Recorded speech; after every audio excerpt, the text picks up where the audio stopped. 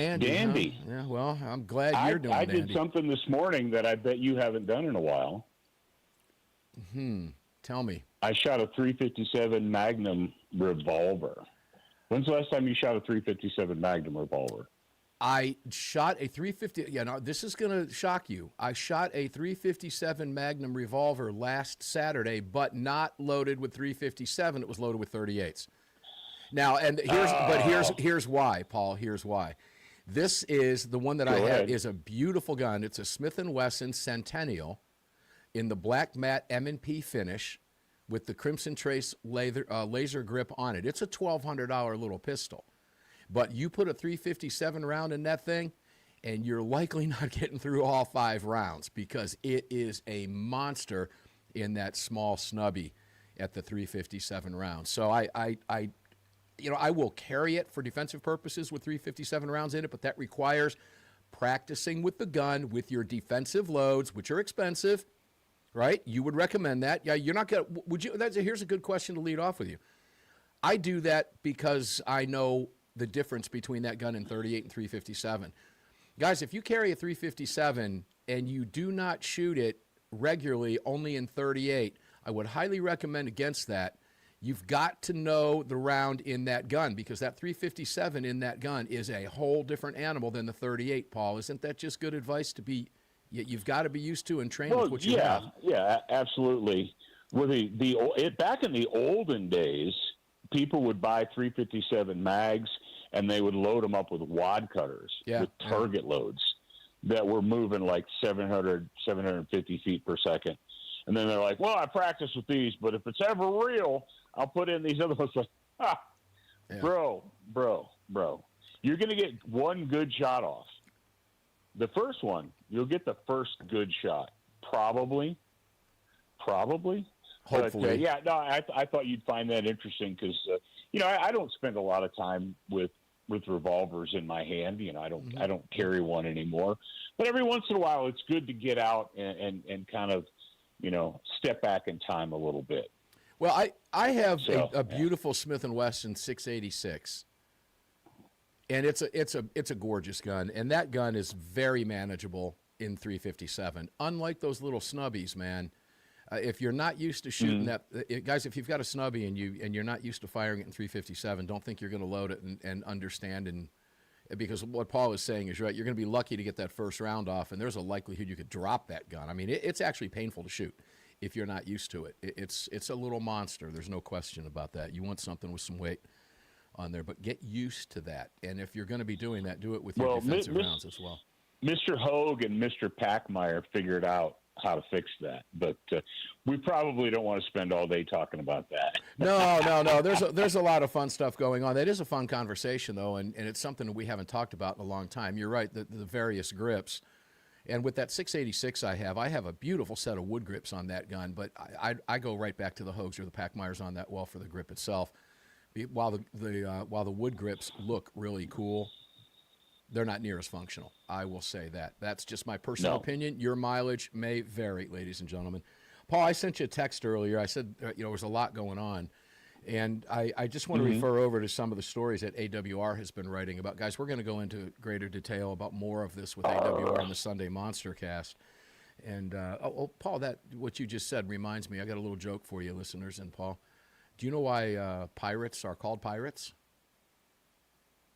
I don't know. Why are they called pirates? They just are. Okay. So there you go. All right. Florida, why are they called pirates? What? At my gym, they have a pilot's class once a week. Okay. BFCC. Yeah. Friendly, okay. Pilots, yeah. Oh, no, it's a pilot's class. PILATES. No, that's a pilot's class. Okay. Well, there's supposed to be an O in there somewhere, but that's okay. Greg says, they just are. It's a Friday, guys. What can I tell you? So I asked Paul earlier to visit AWR's articles as an author over at Breitbart News. And we've got a story up that AWR put up just a couple hours ago, Eastern time, I think 3 hours ago. Florida Attorney General Utmeyer. I am this guy. I love this guy, Paul. 3-day gun purchase wait period is unconstitutional. This guy is a Second Amendment champ down there in Florida, unlike anything we've ever seen. We all know that. But when you've got an AG who just 2 weeks ago threatened the HOA with legal action, and by the way, ladies and gentlemen, the HOA has already backed down on that as a result of Utmeyer's response to them. He is stopping gun grabbers in their tracks. And he's now out saying, and let's go to this and get a couple quotes from him here. The headline is Florida Attorney General Utmeyer, 3-day gun purchase waiting period, unconstitutional, in quotes. Every government office, including mine, exists to protect your God-given rights as enshrined in the U.S. Constitution. That's why we're settling a landmark federal case that declares Florida's 3-day firearm purchase waiting period unconstitutional under the Second Amendment. John Comerford, who I expect to have on the program maybe as early as Sunday. I'll let you know about that one. He's the NRA ILA executive director at NRA and a good friend of this program. Observed that Utmeyer entered into the settlement agreement alongside the NRA. Comerford, and I quote John, law-abiding Floridians should never be delayed from exercising their fundamental rights, a major victory, and we look forward to the court permanently striking down this restriction. Now, it's going to be interesting, Paul, to see what Brady does about this. And because once this is done, they're going to come out squawking like crazy, right? Who cares? Yeah, they're going to say lies and stupid crap. I mean, that's what you expect. Oh, they're going to claim people are going to die. They're going to claim this is unsafe. They're going all the nonsense, the usual garbage. Brother, going all the way back to you're talking about Florida, 1987. Yeah, Florida was the first shall issue, and they were out with the blood in the streets. Yep. Back then, and then it didn't happen. And then they pushed it in another state. There's blood in the streets. Blah, blah. It's never happened. But they can't get over the lie because it just sounds too good to them. Well, I don't know that I say, has it worked? Has their lie worked? This has been a lie that they have pushed since 1987. You're spot on with that. When Florida gave us that, now, we could make, this is always easy. When every time I go to the Florida 1987 deal, I got to kind of couch it. I'll take us to the break with this. The shall issue that Florida gave us is what gave us the modern concealed carry permit movement across the country that we know today, ladies and gentlemen, that we now know we had to go through to get to constitutional carry because permits are unconstitutional. Now, the Supreme Court has not ruled that way, unfortunately, as late as the Bruin decision 4 years ago this month, in fact. But nonetheless, 29 states are now constitutional carry, recognizing the Second Amendment as your permit. So whenever we talk about Florida in 87's landmark ruling, which it was at the time, we do want to point that out. When we come back, Paul Markel, student of the gun. It's going to fly by on a Friday, guys, and hopefully it does, because I'm looking forward to a great weekend. I bet you are too. We'll be back with Paul right after the break.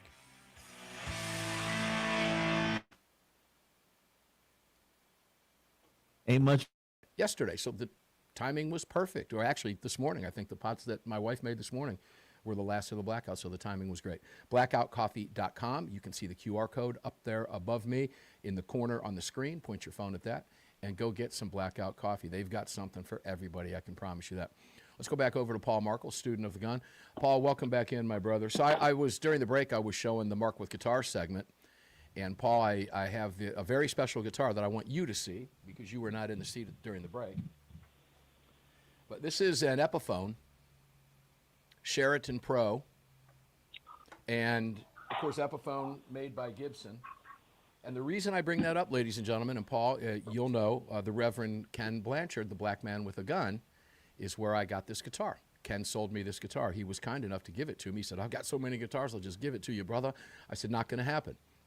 So I paid him a fair price for the guitar, and he sent me, in addition to that, which I wasn't expecting, a $300 case for this thing, the Epiphone case that he had picked up along with that. So that's the Reverend Ken Blanchard, the black man with a gun. Make sure to go check out his blog, ladies and gentlemen. He's now known as the Bluesician, and watching him progress on the guitar over the last few years has been an awful lot of fun, and he was my inspiration to get off my duff and pick up the guitar now going in close to 4 years ago, Paul. So fun story there about this guitar, and I'm going to play it.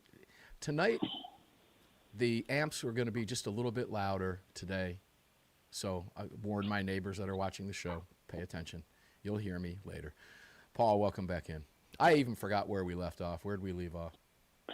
Well, I don't know. We were talking about 357 Florida. Magnums, and then we were talking about Florida. Yeah, there we go. I asked you how the other side was going to respond. Let's carry that conversation forward, because you are correct. They've been using that since 1987, the blood in the streets, the Wild West, the same arguments that they've, and that has continued till today. So has it been effective for them? I think it's been effective for them in their camp, if that makes sense. But I don't believe they have changed any minds with that nonsense at all. In fact, I think if they continue to use it, they're pretty stupid, because I think it's detrimental at this point, because Americans have woken up to the fact that an armed society is, in fact, a polite society. We know what's going on in every Democrat-run city where they try their nonsense and it fails utterly, Paul. Just, again, my 2 cents. Well, yeah, if you throw the facts in their faces, you say, okay, what are the most restrictive municipalities for as far as gun ownership? And they're like, well, say, okay, New York, Chicago, blah, blah, blah. And you're like, why are they so violent? Why is there so much murder? Yeah. And then they start with the deflection. They're like, oh, well, if it wasn't for people in Indiana being able to buy guns, Chicago would be safe.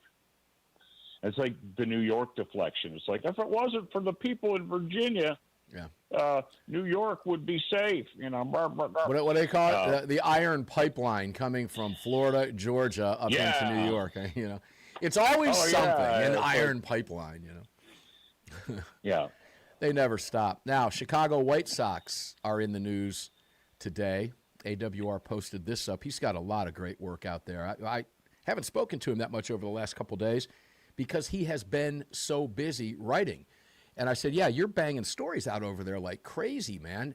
Let's take a listen to this one in real time together, ladies and gentlemen, because I was just doing some headline surfing. Chicago White Sox support gun control lobbies, every town for gun safety. The Chicago White Sox used an X post to proclaim their support for Mike Bloomberg-affiliated Every Town for Gun Safety, one of the most prominent groups in the gun control lobby. Here's the post from the Chicago White Sox. Today is Gun Violence Awareness Day. The White Sox are committed to seeking innovative solutions to gun violence.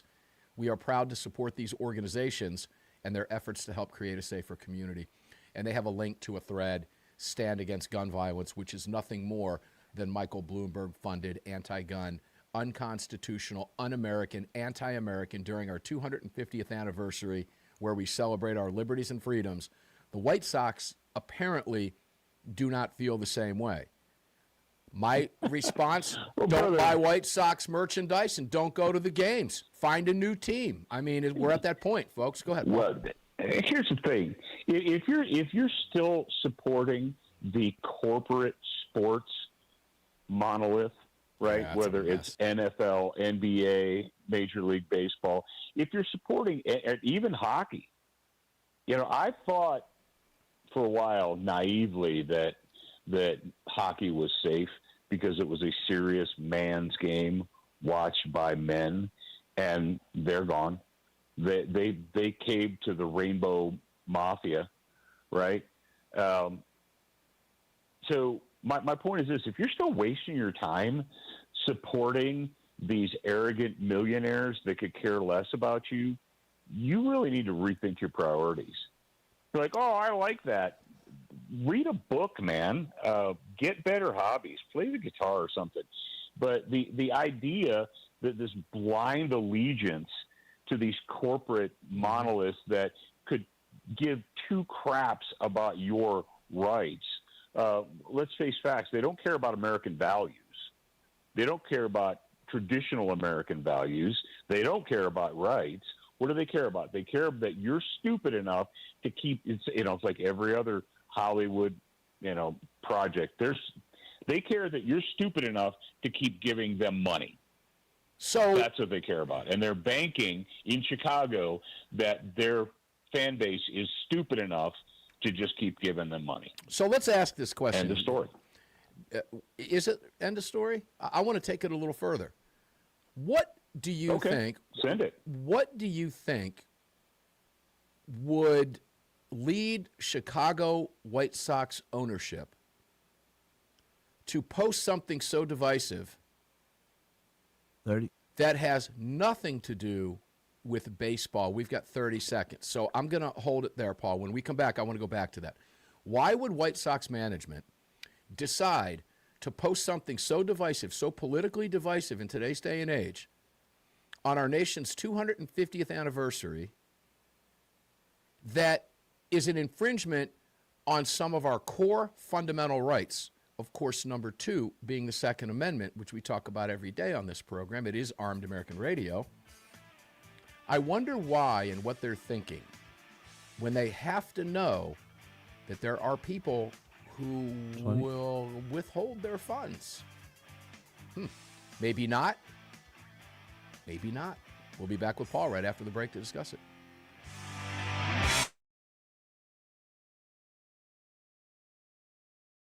Back in, my brother. So back to White Sox. Why do you think management would do that? I mean, do they care about the politicians in Chicago? Certainly they're playing in Chicago. They're very well aware of the crime in Chicago. They're very well aware of the murders that occur. We've covered tens of thousands of murders in Chicago on the show over the years. Well, every 3-day weekend in Chicago is a killing festival.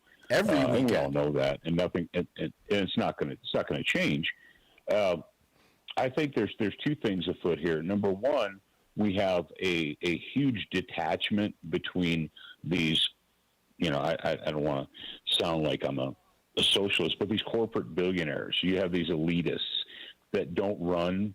They don't run in our circles. Okay, Bernie. Okay, they Bernie. run in their circles. And also, let's face facts, a vast majority of Americans failed the Liberty test. We failed the Liberty test with that COVID nonsense. Yeah, oh yeah. We just recently, we failed the Liberty test here with the Epstein files and what we know. The fact is, we have people out there that it apparently, based on what we were seeing and witnessing, that it doesn't matter what these corporations do, they're still going to blindly support them. Okay, then why haven't they figured that out? Okay, it's a great psychological question. The only answer that I can concoct, honestly, is much like Democrats who have lived inside a media bubble with the fawning over them for so long that they're incapable of remembering what it's like outside that bubble because they live within that bubble. And I go, back to the old comment, I don't know anybody. I don't know how Nixon got elected. I don't know anybody who voted for him. That's because they don't run in circles with the rest of the country that elected the man. And they spend the rest of their days wondering how he got elected. And the Democrats are the same way with Trump. I can't believe it. They can't get out of that bubble. And I wonder why when you're doing business, all I can say, Paul, is this. It must be really nice to have so much jack in your pocket that the other half doesn't even matter to you, brother. Well, no, they don't. They don't. I truly believe that they feel like they own their audience and that their audience will do whatever. Very arrogant. Look at the NFL. The NFL and their just blatant anti-Americanism. They're woke, politically correct, horse hockey, supporting every twisted, evil, whatever, this rainbow mafia crap and all that. And don't never forget, and I won't, when a leftist, a radical black leftist murdered 5 Dallas police officers, and the Dallas Cowboys wanted to honor them by putting the sticker on their helmets. The NFL shut them down. Shut them down. That's right. So they would fine the organization. That is the NFL. But it was okay. It was okay to put BLM all over everything. Oh, it was okay to put BLM all over everything. Oh yeah. Play a phony national anthem. Pink, yeah. So, but here's the thing: we know this. We saw this. We witnessed it. were they punished by the consumer? No, they were not. They're selling stadiums out like crazy. It's the number one most watched sport in the world. So and you bring up a great point. Why should they care? Well, they're like, we can they have the money. take a crap on the American consumer, and they'll thank us for it. Yeah, like I said, it must be really nice. I haven't watched a football game in decades. No, I turned off the NFL years ago. I won't. I'm the same way. I turned it off years ago when Kaepernick started his nonsense, and I've never looked back. I've never missed it. In fact, I have my Sundays back. I work on Sundays. I used to spend time watching football and having to rush it. No, I can't. The thought of doing that again makes me sick to my stomach. I just simply will not support it anymore. It's a fascinating question, and it does come down to money. You know, like a guy like Springsteen, of course. Springsteen stands up on stage and berates the President of the United States and our own system of government. We can give you dozens of people like that, like Michael Moore. We could go to just about every actor or actress in Hollywood. You know, Robert De Niro is a prime example of that nonsense. But these guys have so much money. Who, Greg? Throw another one in? Rob Reiner. Rob Reiner was another one. He was horrible, absolutely horrible, you know, just awful. The garbage that these people would say and get away with it every single day. And you wonder why, in a country that gave them so much talented people. A country that made them millionaires, and they just despise many it. times over, and they hate it. Rob Reiner, as much as I hated his politics, a very talented guy. Robert De Niro, as far as I'm concerned, one of the best actors ever. And I hate what's happened because I cannot look at the man at this point. I just can't. I can't see past his hatred of Donald Trump and therefore me. And they're projecting Donald Trump, their hatred of Donald Trump, right back onto you. And that's what Donald Trump is constantly reminding people. Remember, when they hate me, they're hating you. And he is spot on about that. They call you names, they berate you. It's crazy. But again, I would love to have that much money that I didn't care what the other half said. And what's his name? He was in Pulp Fiction. Not John Travolta. What's the other guy? Samuel Jackson. He got into it on a Twitter stream one time with somebody, and he was berating his viewers and his fans when he said, I don't care about you never coming to see my movies ever again. I already got your money. And he was laughing at them. That's how they think about you, ladies and gentlemen. I got your money. I don't care if you watch my movie. If you've seen the movie you're talking about, I already got your money. That's what they think about you. So my response to that is go over to Patriot. Go to businesses and places. Find something else to do. Go out and touch the grass. Paul, we've got one more segment left. We're getting ready to take a break here. It flies right by. Buckle in, ladies and gentlemen. Buckle down. One more segment to go on a beautiful Friday afternoon, at least here in Georgia. I hope it is where you are as well. We will be back right after this. Don't go away. We got planned for the weekend. Anything fun? Oh, wow. I got a grandbaby visiting, so that's good. That is good. How old is she now? The oldest one is 6 now. Oh, my gosh. Paul, you met my kids when they out of school, and you met my kids when they were only 4 years older than your grandbaby, and they're in their 20s now. So yeah, we've known each other a long time. Guys, I'll tell you a funny story. Paul yelled at me when I saw him at the SHOT Show one year, a long time ago, going back, was probably 15 years ago, Paul, in Vegas. Paul was walking through the SHOT Show floor with a kilt. He had a kilt on, which he's been known to do from time to time, carrying all of his camera gear for Student of the Gun. And he walks by and he goes, oh, look at that, because I didn't recognize him wearing a kilt. I just didn't recognize him. He walks right by and goes, oh, look at that. Guy who never calls me or never talks to me, he walks right by me. He doesn't even notice me. I said, oh, Paul, I didn't realize that was you in the kilt. Do you remember that day? That wasn't SHOT. It was NRA. That was NRA. Okay. And it was in Nashville. Nashville, Tennessee. And we were passing each other on the escalators. That's right. And I said, "There's the guy who doesn't have time to return my phone call." I knew it was something like that. I was in the wrong city and wrong show, but hey, when you do it all these years, right? You tend to forget those things, but the little nuance. But yeah, Paul and I have known each other a very, very long time, and it's been a lot of fun working with you over the years, Paul. I missed the Nashville show. The Nashville NRA was a really good show, and they're quite frankly stupid for not going back there. I'm sure they have their reasons. Well, yeah, those reasons are generally that's money. Yeah, when you go to Houston, but you don't go to Nashville,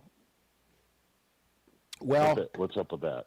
I don't know, but what I can tell you, ladies and gentlemen, is if you don't know this yet, National Rifle Association presence on this show is going to grow beginning on Sunday, and I've been working very, very closely with their management. There's a lot going on there, and you'll hear more about it coming up on Sunday and subsequent shows to follow, because the NRA really needs our help.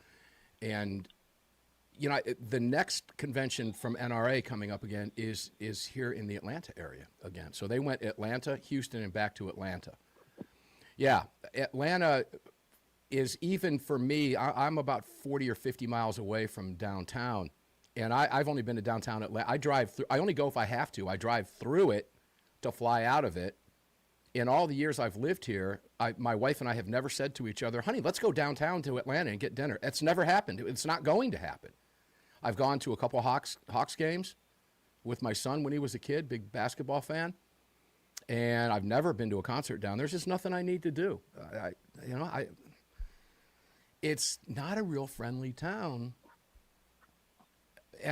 But I will say this, the convention center is great for the convention. It really, truly is. If you could just parachute in on top of it and not have to fight your way to get to it, you know.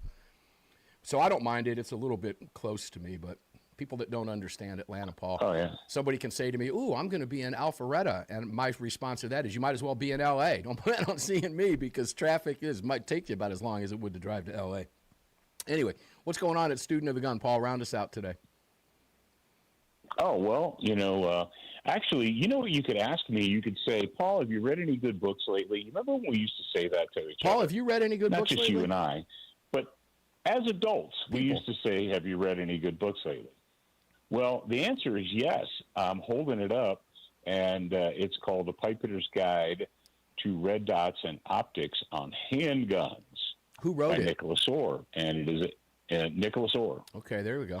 You've mentioned that on the show Lewis before. Garris. Pipe Hitter's Guide. It's a relatively new book. It's only been out since the 1st of June 1st. Yeah. So, 5 days now? But if you are thinking about putting a dot on your handgun, if you have a dot on your handgun, if you're like, well, I tried it, but it didn't work for me, so I went back to iron sights or whatever, you do yourself a favor, pick up this book. Sounds good. Paul, you got 10 seconds. As paperback, 60. Paperback Kindle, and audiobook, too. Well, actually, you have 20 seconds. Go. Okay, Student of the Gun University is SOTGU, super simple.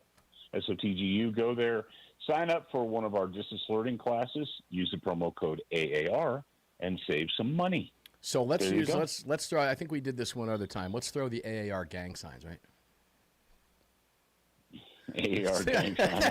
Make it up as you go along, right? It works. Paul Markel, Student of the Gun, man, we love you. Thank you for being here.